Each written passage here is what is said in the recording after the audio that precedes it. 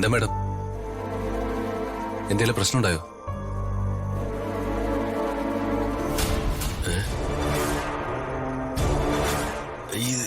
ഇത് ഞാൻ തിരക്കി നടക്കുന്ന ഫയലാകാൻ ചാൻസ് ഉണ്ട്.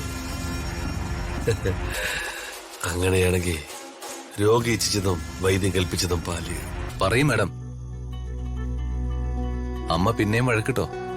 പ്രിയ ചേച്ചിക്ക് എന്നോട് സ്നേഹമുണ്ട്, പക്ഷെ രാധമ്മയ്ക്ക് എന്നെ ഒട്ടും ഇഷ്ടമല്ല. മരണം വരെ എന്നോടുള്ള വൈരാഗ്യം മാറില്ലെന്ന് രാധമ്മ പറയുന്നു.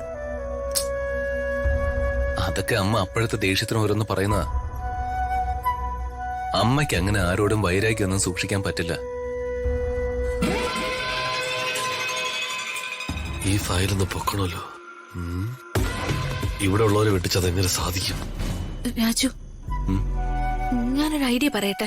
പറയും മാഡം. ഈ സിറ്റുവേഷനില് എനിക്ക് എന്റെ വീട്ടിലേക്ക് ചെല്ലാൻ പറ്റില്ല. രാജുവിനോട് വീട്ടിലുള്ളവർക്കൊക്കെ വെറുപ്പ് തോന്നിയേക്കും.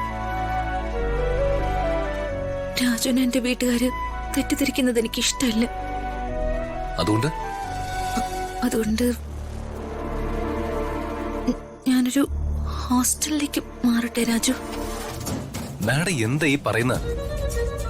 രാജു, ഞാനിപ്പോ വീട്ടിൽ ചെന്ന രാജുവിന്റെ വീട്ടുകാരൻ ഞാനും തമ്മിൽ വഴക്കാണെന്ന് എന്റെ വീട്ടുകാര് പറയും.